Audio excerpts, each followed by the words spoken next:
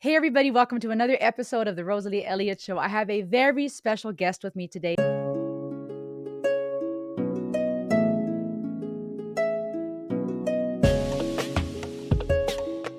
This is Nate Hilpert, Executive Director of Heart Support, an amazing YouTube channel, an awesome organization that you have to check out. Nate, I'm so happy that you're here. Welcome to the show.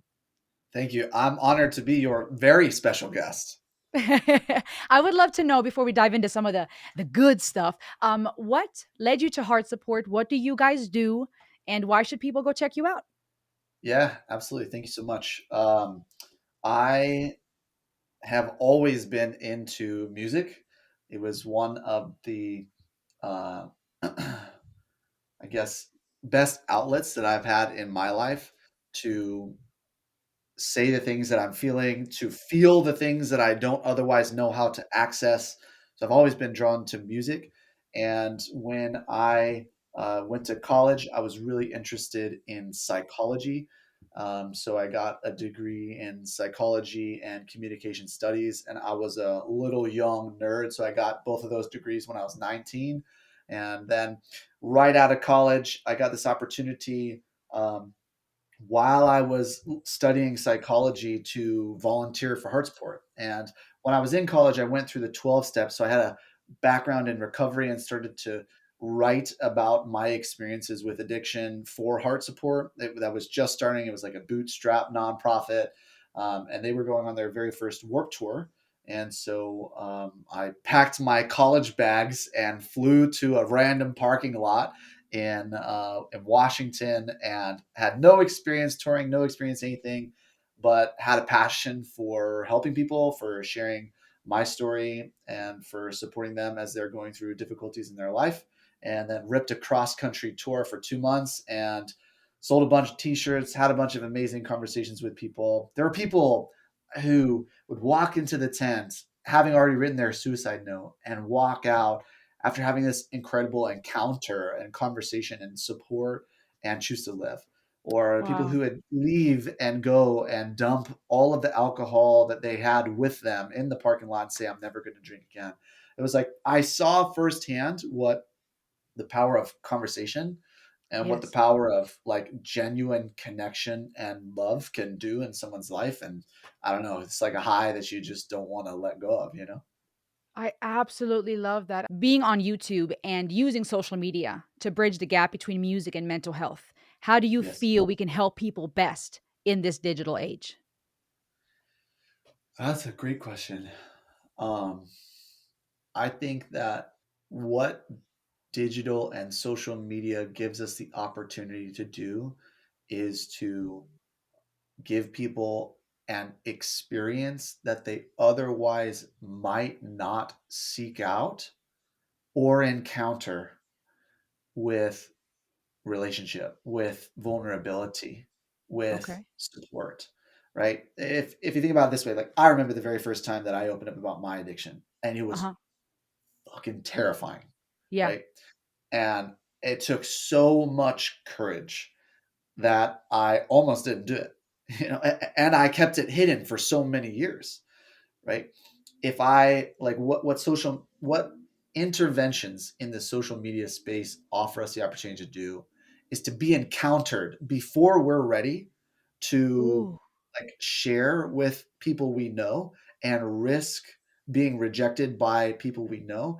It gives us an opportunity to be intervened and say like, hey, do you want to, is there something you need to talk about? Like, do you want to open Wow. up about these things that you're struggling with, that Yes. you already know it's a struggle. Yeah. You're just not ready to face the rejection you could face with the people you love, and Yes. do it in this private, anonymous, low risk, in the moment way. And so, like catching people at an unsuspecting moment, especially through a medium that they're connected to, like music, it reaches people who otherwise wouldn't open up about the things that they're struggling with. And when you give someone that opportunity and you give them the ability to open up and you meet them with Yes. the acceptance they did not expect, you Yes. give them the experience, a positive anchoring, like a hope that by seeking help in the future, they will Yes. meet acceptance then as well. I absolutely love that. You're giving them support for the heart. And I love that. There's this foundation that's being laid, whereas otherwise they might spiral back into even more shame or even deeper into their addiction and struggles because they didn't receive Yes. that type of acceptance. I absolutely love that. And I hadn't thought of it from that angle. And so since we're focusing heavily on the medium of music when it comes to mental health, how has your experience been with that being therapeutic for you personally and for those that come to heart support? Yeah. Well, personally, I think music is powerful because it is a source of energy Yes. that you can tap into to change your own energy. And I'm not like an energy guy, but maybe I'll give an example. Like I was driving to college. I remember very distinctly, and I'm low, right? I'm experiencing a low. I feel discouraged. I feel lost. I feel hopeless. I'm struggling actively in my addiction and I feel swallowed driving to Mm, college. And I have a playlist of songs that I know can shift me into a state of hope, into a state of empowerment. When I sing the songs, it's like I am changing my thinking. I'm changing the way I'm relating to myself. I'm changing my emotions.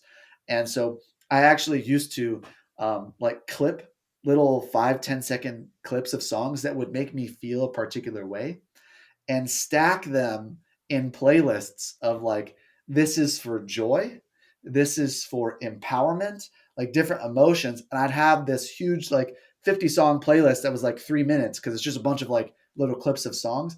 And I would use music to shift myself into a different state. So I personally believe that music has the opportunity to kind of store um, an emotion you want to access. And when you mm. listen to it, if you pair it with intention, you can use it to shift your mindset. Boah, I love that. That's absolutely powerful. What has been some of the most impactful music in your life and Mm. why? I mean, as a metalhead, I have a soft spot for the music that like transitioned me into metal, like helps me become a metalhead.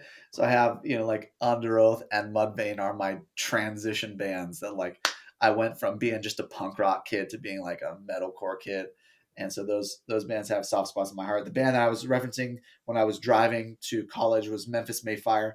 I would listen to their music. There's just a lot of like power in their music, and it had a lot of like enemy imagery, and so it spoke well to my journey with addiction, where there was something to charge my anger at as opposed to being powerless. It's like I was able to Mm, use anger, like the anger of the music, to feel like I have strength when I didn't feel like I had strength otherwise. But I like a lot of different music. I come from a faith background, so I find a lot of really helpful truths that like worship music center around. Um, okay. like when I am feeling hopeless, finding hope, and things like that. I also my favorite artist of all time is John Bellion. And his music just slaps, dude. Yes, I So love it. he, So he just dropped unique. a new track he just dropped a new track, Kid Again, and it talks about this like um this wonder of being able to create again, like finding yourself, finding your heart, finding your voice again. Yeah. And I'm in a season where I want to shift from a state of like being productive to win to being productive because I want to being a creator rather Mm. than being someone who produces, to being a creator. And that song just encapsulates that mindset of coming back to the love of the thing. And so Ooh, music is so powerful. I feel like I'm just constantly picking different things that matches the section of the journey I'm on in life. So just depends on what week you ask me, honestly. I yeah. personally love to keep a very short playlist that I'm Mhm, always refreshing. So I have like 10 to 20 songs that lock me in a particular like mood and mhm. whatever mood I'm needing to get into. So I'm constantly curating my playlist with new songs to access the feelings that I want to feel at the moment. Um, yeah, apparently I'm just like a mega music nerd, but like I yes, love I it. love music so much. I love it. I feel like this platform particularly has, as I mentioned earlier, there's this longing for people to really have relationship with, connect with people. There's a desire for authenticity, to be seen, to be known. You said something interesting about creating, not producing. And one of the things I often say on my channel is we were created to create. And I say that because I want to encourage people to not just be consumers, because I believe there is something therapeutic about creating and putting yourself out into the world when it comes to our existential struggles and trying to find the meaning of life. What are your thoughts on that? Why do you want to create? And how do you believe that can help other people? Woo. Anything, not just particularly in your field, but what does creating versus producing mean to you? And can other people maybe, take away from that as well? Yeah, I love that question, Rosalie. It's so good. So for me, this isn't for everybody, but for me, the production mindset has to do with earning security, to earning validation, to earning worth, right? And so when I'm producing, I'm actually coming from an insecure place. Like I am insecure, and by producing, I believe that I can achieve security, right? So think about it this way, right? Like when I was growing up, uh, my relationship to authority figures was that when I heard criticism, it didn't matter how many good things they said. The only thing I would internalize and take and experience would be the criticism. So I was constantly trying to outperform the criticism. I was a high performing kid. As I mentioned, I graduated when I was 19 with 2 degrees in honors from the University of Texas. I was on the third best soccer team in the country. I learned 3 different instruments and 2 languages. And it was just like I was a high performing kid. But my internal experience was I was just trying to outrun the criticism I knew I was going to receive. And so I believed that if I could be the best, I could be above criticism. And so I just pushed and pushed and pushed and pushed because I was hiding. I thought that if I could produce enough, I would be safe. And so for me, I experienced that at work where I mean, I'm in a line of work where it's about helping people and this is fantastic, right? But I have a personal experience of what it's like to come to work as well, and it's high anxiety some days, where I feel insecure. And I believe if I just produce enough, I will be secure again because no one would be able to come in and say, you didn't do a good enough job. You didn't produce enough. You didn't put donor dollars to good enough use, right? Like I'm afraid of this invisible critiquer, which is really just my perception of myself, but I'm trying to outperform that. So when I'm producing, often it's from an insecure place, trying to find security. When I'm creating, it's from a place of joy, from a place of security. It's unattached to my need for validation. It's from a place of um, wonder, desire. Like it's from a different center entirely. It's out of my brokenness, and it's from a place of wanting to contribute, wanting to help, wanting to love, wanting to support, wanting to do good, wanting to have the satisfaction of having done something beautiful, you know? And so it's just two different centers when I'm talking about creating and producing for me. I'm at the verge of tears over here. Might have to title this one Heart Support Made Therapists Sob. For one, because I can personally relate to a lot of what you said, a lot of it. At the same time, I also know that there are so many people that feel whatever their personal story is that feel very similarly. Because I think a lot of the narrative we receive or the voices that we are surrounded by, they become our internal voice. And it's hard to either slow down long enough to go, why am I doing what I'm doing? What's driving me? Is it the insecurity or is it a place of safety?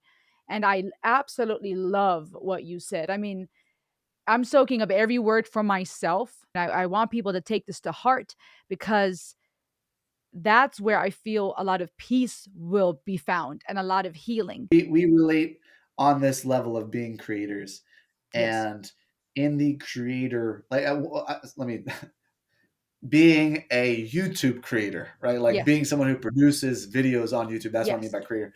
And so it's Hmm. like in that world, in that social media creator world, there's so much that's dictated by metrics. Yes. Yes. And when we focus on metrics alone, we become producers. Yes. But we look like creators, and that's what they call us, is a Yes. creator. Yes. But much of the world sucks us into this position of comparison with ourselves, our past successes, our past failures, with other creators, their Yeah. current successes and failures. We Yeah. feel there is this draw towards like checking how am I doing with how many people have viewed what I've done. Yeah. And so that like culture sucks into this world of production. And Yeah. it's really hard to fight against that, especially when the external metrics of success don't validate you.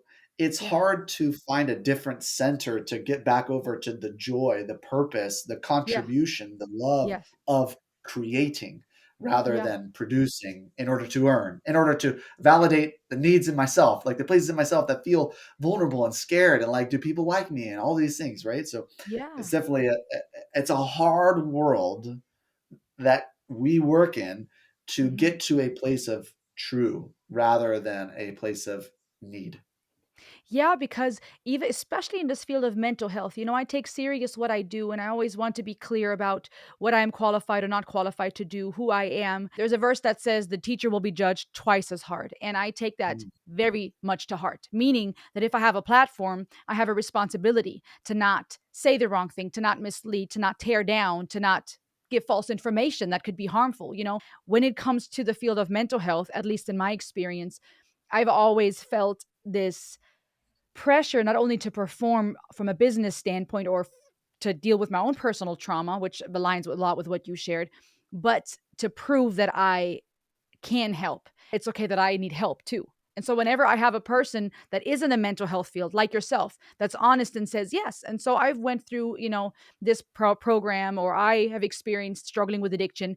To me it does so much because it makes me go, yes, see there is another person that is very experienced, very professional, very qualified, but they're a human being.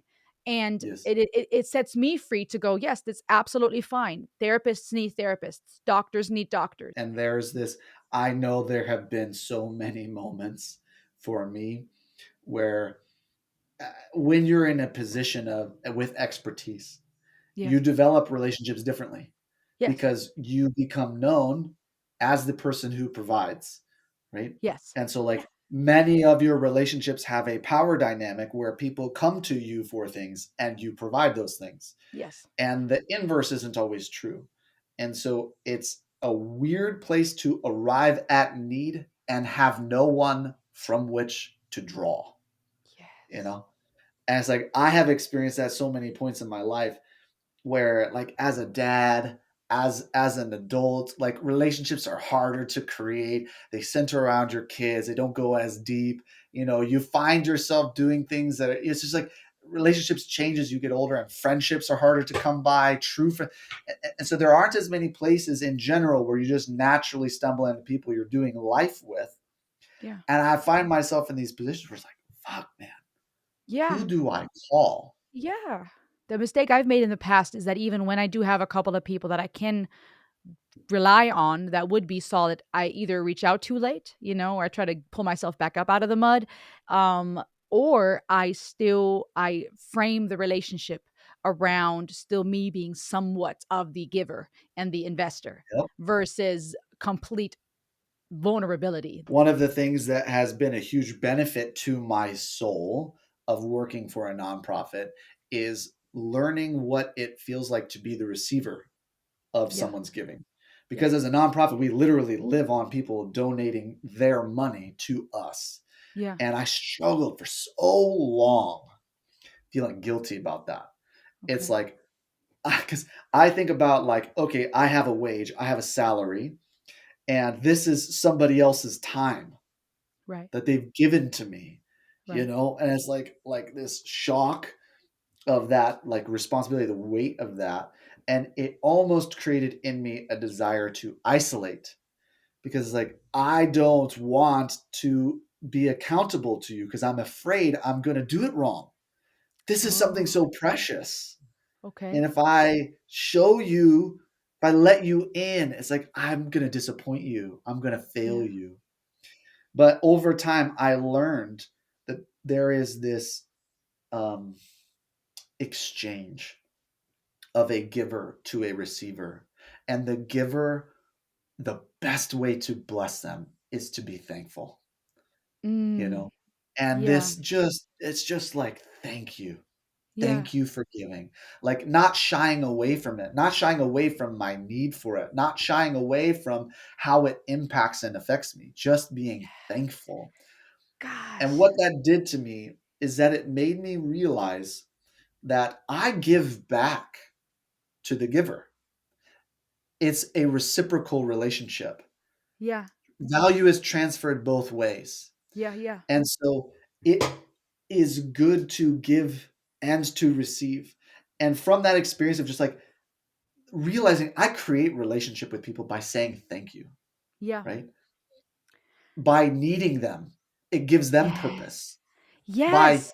Yes. using what giving their resource and opportunity to be purposed, right? And so when we translate that to relationships, when we're talking about mental health, it's like when I need someone, it gives their life experience and wisdom purpose. I'm Ooh, that's so my good. need is giving to them. I'm not Yes. actually taking from them, which is what No. it feels like, which is what keeps us from asking for help. Right. My Right. need for them gives to them, right? It Wow. actually bonds relationships to need. There was this huge moment in my life where I had about 8 people I was mentoring. Okay. And then I hit a wall and I was just in the shitter, right? Okay. And I couldn't help but to need people to talk about. And they were the people in my life. Yeah. And I came to these meetings and I needed them. And it shifted the relationship. It shifted the authority. I had to be vulnerable enough, humble enough to like let the authority shift. Yeah. But That when part's I hard. did, what I found was a friend. Yeah. Instead of them just being someone I'm giving to, it Yes. became a friendship. That And part's it the hard was part. so rich. Oh, so good. God. Yeah. See, that part's the hard part because you said a keyword, the humility, and I think that humility where we take ego out of the mix, and not make this a one-sided interaction, right? I'm giving something to you, or you're giving something to me, and I owe you. I'm at your mercy. We put humility into it. I feel like it's so scary sometimes because it requires vulnerability, and we run the risk of being hurt or let down. And that often, comes from many of us from past experiences of having to be the parent or the producer or the perfectionist to try to fix the mess and the chaos we were surrounded by. But I agree, there's such beauty when you take that step. And I see that as YouTube creators, I see that on this platform as well, where it's not just us giving videos or reactions or reviews or mental health feedback. It's a community giving back with loving comments, with encouragement. Comment after comment after comment is, you're human. I need to see that somebody cares. I need to see a therapist.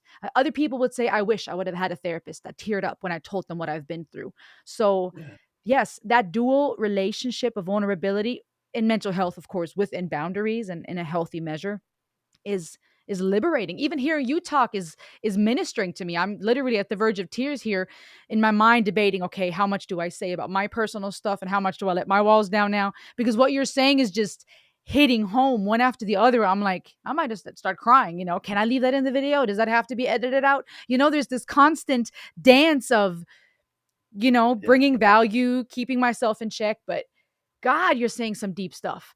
And I see it in music too. In music, we have a lot of these bands who probably feel similar to what you just said. They just get joy out of seeing people appreciate their music. They just want to see their fans enjoy or feel that musical baby that they created. Right? What are your thoughts on When that when it they're comes to being music? when they're being creators, Yes. because musicians shift into Oh, producers too. That's so good. Yes. Yes. you know? And how does one find that balance though? Because obviously we still have bills to pay and there is something nice about making money and having views or recognition for what we do. How do you juggle that without losing the creator self? Yeah. Yeah. I can only speak for what I've been doing lately, which Okay. has been going slower. Okay. Um, I find that when I'm producing, it starts from a place of anxiety. Okay. And when I feel anxious, I Okay. feel the need to go faster. Okay. Me There's too. it creates urgency in me to solve this feeling by producing more, right? And so I Yes. go faster. I need to produce more. It's this urgent, yeah. Yeah. Me too. And by slowing down, there is something like inherently just that counteracts that. Because when I go slower, I have the opportunity to think, right? Yes. And to feel the feelings that I'm experiencing, right? But to also shift out of them, to think differently about the situation. I think that sometimes music, right? Like I've been looping. It was like my number one song in 2024 was "Kid Again" by John Bellion. So sometimes when I don't have that perspective, I borrow it from a Mhm. song.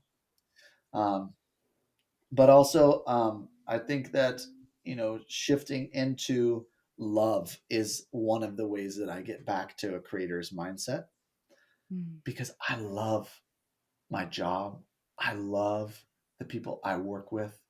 I love the people who open up and trust.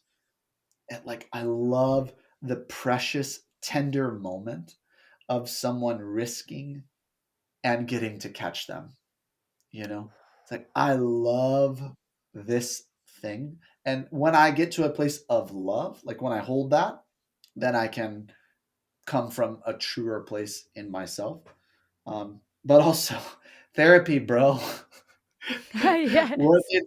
Working through my trauma, dude. Yes. EMDR therapy did like there was a huge breakthrough in like my deep wounding from EMDR therapy, right? Like marital therapy, like being married, being a dad, like these like arenas Yes. of my life sharpen and change me.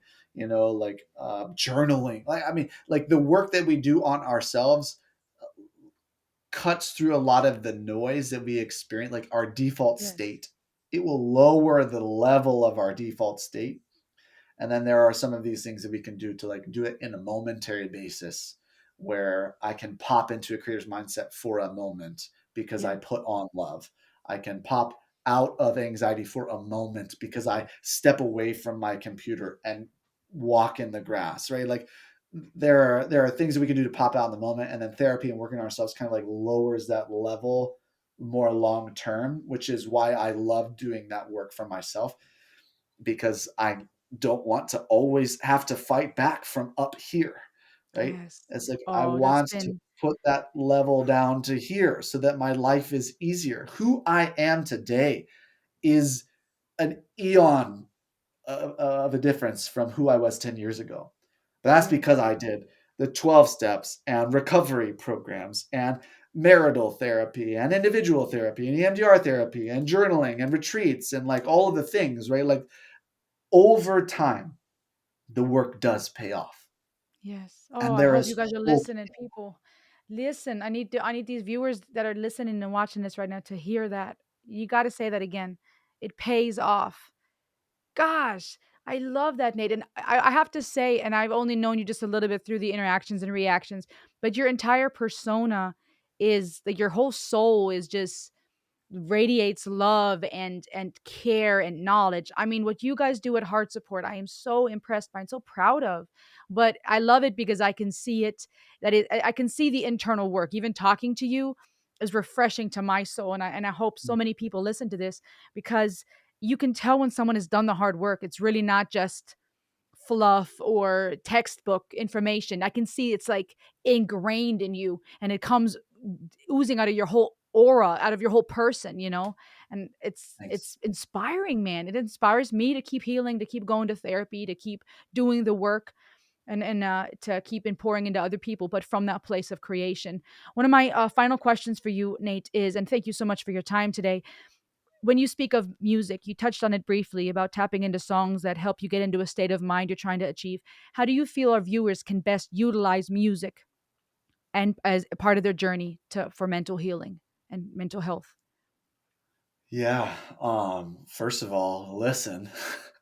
I mean, just like music is awesome. Like, let it do its thing. You keep Um, dropping these liners, man. You keep dropping the mic. I'm over here like asking questions. You say something, and I'm like, that'll be my thumbnail. Me just over here like, dude, listen. One word answer. Just listen. Okay, that's step number one. Just listen. What else? yeah, I think the second thing is add intention. Okay.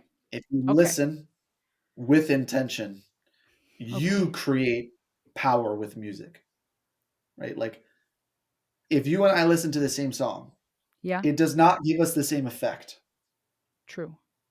because we're listening with different intentions. We're listening through different lenses. That's Like true. when I listen to that album of Memphis Mayfire, you might not want to go out and slay a freaking dragon, but that's the way it made me feel because Okay. I came into it with the mindset of I need to find my strength and my empowerment and to feel like I can face the demons I have to face today. Right.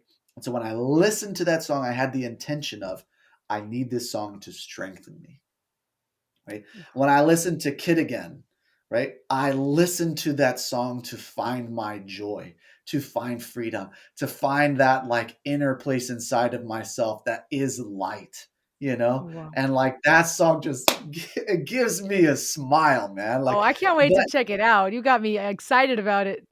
I know you could listen to that song and it just be a bop, you know? It could Okay. just be a bop. And the sound of the song will probably lean towards a particular feeling, but if you harness it with your intention, then you create additional power or you extract additional power from the song itself.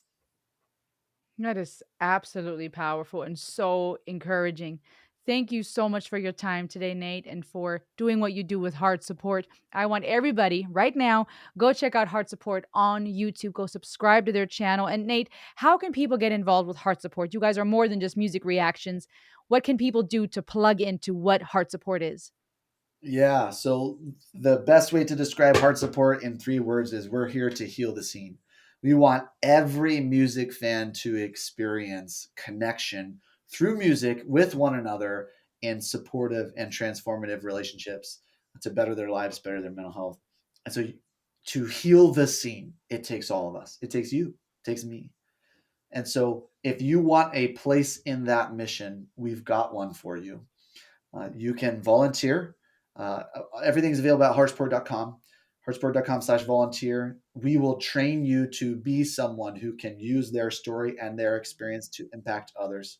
We'll give you real life experiences of connecting with struggling music fans who need help, and you can provide that for them as a peer supporter. We will train you in 4 evidence-based practices on how to do that step by step. You can become a donor. So much power happens when I mean you got to think about it like an investment. You buy a piece of a business and other people go out and do work to make that grow. When Mhm. you donate, you buy a piece of impact and other people go out and do work to make other people's lives grow. So being a donor, it's like being an investor in impact. That's a phenomenal way to get involved. And if you're not ready for either of those, go check out our YouTube channel, subscribe, watch the content. Let us go on this journey of music and intentionality together. That's really what the platform's about. I absolutely love that. Go check out Heart Support, you guys. Remember, you were created to create. So choose life today. Check out Heart Support. And thank you so much, Nate, for your time. I really appreciate and love having you on the show. Thank you, Rosalie. Likewise. I'll see you guys on the next ride. Heyo.